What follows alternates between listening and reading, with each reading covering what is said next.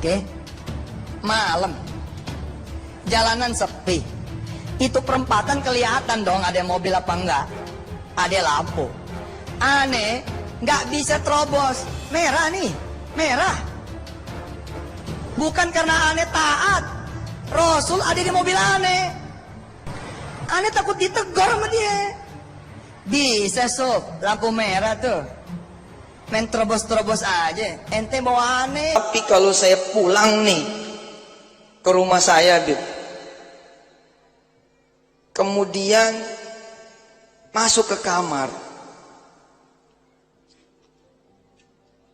misal dalam keadaan lelah gitu, namanya kita kadang kau ceramah pulang malam gitu, pengennya langsung cuci kaki gitu dah, tidur gitu. Nah di situ saya ini sharing ya, mudah-mudahan bisa berguna gitu. Kan sama saja ihsan terhadap Allah Subhanahu wa taala, kita turunin juga menjadi ihsan kepada Nabi Muhammad sallallahu alaihi wasallam. Di sini saya minta dikoreksi, barangkali saya salah. Ketika kemudian saya tidur tuh, berbaring di tempat tidur saya tuh, dalam keadaan tidak berwudu misal, di situ saya kemudian kayak ngelihat Rasul. Assalamualaikum warahmatullahi wabarakatuh. Para pemirsa, kenapa sih kita kok terus-terusan mengkritik, bahkan menghajar Yusuf Mansur? Nah, pertanyaannya sekarang, seperti apa wujud Islam di Indonesia ini, atau seperti apa Yusuf Mansur ini kalau kita tidak mengkritiknya, atau kalau kita tidak menghentikannya, tidak memberikan kesadaran kepada masyarakat siapa Yusuf Mansur gitu. Seperti apa gitu. Yang pertama, Yusuf Mansur itu telah menjadi sosok manusia setengah dewa. Karena dia leluasa bercerita agama seolah-olah pernyataannya benar, padahal itu bohong semua. Ya kan? Dia merasa sombong dan bisa bicara sama Tuhan. Bayangkan itu, bisa bicara sama Tuhan. Ya kan? Cup, lu tahu nggak Cup? Kenapa lu begini? Tahu ya Allah. Lu butuh apa Cup? Saya butuh duit 150 triliun. Itu bohong aja. Itu bluffing supaya masyarakat semakin terpana dan terpesona. Sehingga ketika diminta duit, kasih aja gitu. Seperti itulah wujudnya kalau nggak ada yang mengkritik. Karena itu Yusuf Mansur pada mula-mula YouTube ini tampil gitu. Ada YouTube Romongso, ada Thayyibat TV, ada Cahaya Islam, ada Jia TV, ada Aditya dan yang lain-lain gitu. Itu rame-rame menjelaskan siapa Yusuf Mansur. Itu bukan cerita hoax. Kita berdasarkan fakta. Ya itulah Yusuf Mansur. Dia akan menjadi manusia yang sangat sombong, merasa dia tuh seorang kiai yang sangat hebat. Ya kan, padahal tujuannya yang sebenarnya seperti terdapat dalam jiwanya itu mendapatkan duit, mencari duit, merubah nasib dari orang sebelumnya miskin, ingin manusia menjadi manusia yang kaya, bahkan sangat kaya dari cerita-cerita agama, cerita sedekah.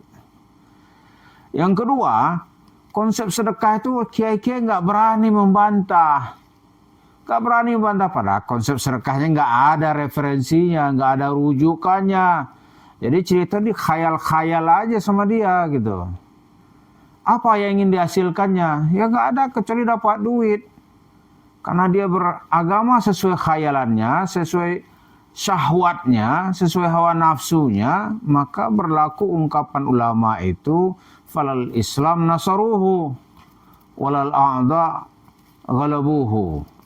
Islam nggak pernah dia tolong. Dia bilang nggak ada dia tolong-tolong Islam, biarin aja.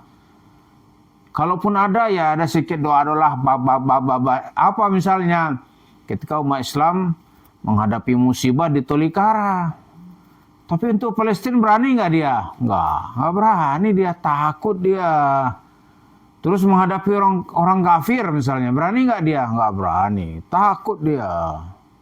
Itu yang akan terjadi kalau tidak ada YouTuber ini yang mengingatkan, hey, Yusuf Mansur tuh ajarannya sesat, gitu. Ya kan? Itu yang terjadi gitu. Karena itu respon Yusuf Mansur mula-mula kita tampil, oh, garang sekali dia, garang dia. Mulut kita lah yang akan dibahas. Oh, itu mulutnya kayak apalah gitu. Ini yang terjadi. Yusuf Mansur menjadi manusia yang sangat sombong. Kesombongannya tidak ada yang bisa mengcounter. Kiai-kiai nggak berani. Kenapa? Seperti kita jelaskan itu, bagaimana mau berani? Itu kan ada kaidah di Jakarta itu sesama bis kota dilarang saling mendahului gitu. Dia nggak berani dia. Bahkan dai-dai salafi itu juga ngeri menulis di majalah juga dia takut. Astagfirullah. Takut dia. Di tema-tema ceramah nggak berani. Itu merusak ukhuwah ya akhi. Apanya yang merusak ukhuwah? Kemudian ada lagi yang bilang, ini entah Yusuf Mansur sebagai pendorongnya kita nggak tahu nih. Jangan gibah ya akhi. Astagfirullah. Nggak ada yang menjelaskan kebenaran itu di era sekarang ini. Kita harus jelaskan agar orang lain paham. Yang ketiga, setelah wajah sedekahnya itu nggak ada yang mengkritik, Yusuf Mansur akan sangat sombong. Kemudian Yusuf Mansur itu akan menjadi manusia yang sangat kaya dan penindas yang kejam. Kejam sekali dia terhadap orang-orang yang bekerja, misalnya di paytrendnya, di usaha-usaha yang lain, oh nggak dibayar sesuai dengan peraturan. Karena itu kasus-kasusnya berbuah di pengadilan atau berujung di pengadilan. Jadi kalau nggak kita ulas-ulas nih, waduh, itu dikdaya sekali dia. Lalu ada orang misalnya nih, mencoba meniru gaya Yusuf Mansur, dipenjarain sama dia. Nggak ada ini kasihan-kasihannya. Nah, kita mengungkap itu. Gitu. Dan yang terpenting, ketika kita mula-mula bersepakat gitu ya, untuk menghadang Yusuf Mansur ini, kesuksesan pertama itu dilihat dari kegagalannya untuk maju sebagai calon wakil gubernur Muslim Jakarta. Ini orang merasa mewakili Islam ini, ya kan? Tahun 2015 itu kan mau ada apa istilahnya ini, proses pencalonan, penjaringan calon siapa yang layak memimpin Jakarta. Nah, komunitas Islam di saat itu ingin mencoba mencalonkan ya salah satu yang akan dibahas menjadi wakil itu, wagub, cawagubnya itu Yusuf Mansur. Rapatlah di sana itu di rumah almarhum Kiai Abdul Rashid Syafi'i. Gitu. Nah, di sana itu orang mulai ada buku yang kita terbit kebetulan telah mereka baca gitu. Jadi di saat itu mereka mulai mempertanyakan siapa Yusuf Mansur. Gitu. Bahkan ketua PBNU saat itu, mantan ketua PBNU saat itu, Pak siapa itu, Yusuf Hasim, apa sih? Hasim Muzadi, ya. Pak Hasim Muzadi. Oh itu mulai mempersoalkan, Cuk, ternyata ente ada masalah ini gitu. Jadi karena kita menjelaskan siapa ini orang gitu. Jadi wajah musangnya ketahuan gitu. Di balik cerita-cerita yang berbulu ayam gitu. Iya kan? Ternyata dia ini musang gitu. Itu karena kita mengungkap cerita-cerita dia. Dan yang ketiga, itu pihak non-muslim akan mentertawakan kita bahwa Islam itu ternyata agamanya agama untuk orang bodoh. Karena seperti yang diceritakan Yusuf Mansur mengajarkan kebodohan. Nggak ada ilmu yang dikasih oleh Yusuf Mansur. Kecuali cara bagaimana meraup duit orang. Agama untuk orang bodoh. Jadi dengan adanya counter begini nih, orang bisa melihat, oh ternyata Yusuf Mansur itu bukan menyuarakan atau dia bukan personifikasi dari perwakilan Islam. Enggak. Kalau seperti itulah Islam, oh ngeri. Selanjutnya kita membebaskan umat Islam ini dari identifikasi agama rampok. Gitu. Kiai Yusuf Mansur kan sedekah itu seperti perampok itu. Dan program-program yang dia buat itu kan ujung-ujungnya ya seperti ya perampok aja. Disikat duit orang, setelah itu dia menghilang. Jadi itu yang kita jelaskan gitu. Ya kan? Kemudian kalau tidak kita serang isu Mansur ini, tidak kita counter isu Mansur ini, waduh, ini per hari bisa 3 warung steaknya bertambah. Kenapa? Sekali dia tabligh itu miliaran dia dapat. Miliaran gitu. Atas nama sedekah lah, atas nama membeli Indonesia lah, atas nama bangun masjid di Spanyol lah. Itu nggak ada, bohong semua. Nggak ada yang dia lakukan. Ini takut itu kalau dibuka itu berapa aset atau berapa uang yang dia dapat karena janji-janji mau bangun masjid di Spanyol. Dibeli tanah, cerita kan begitu. Nggak ada omong kosong semua.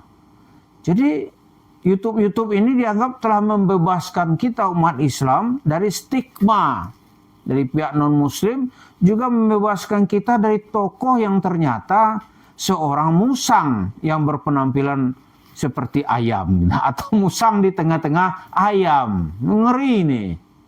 Itu yang dilakukan. Jadi ada beberapa buku usaha kita ungkap itu bagaimana dia tuh menipu masyarakat atas nama sedekah.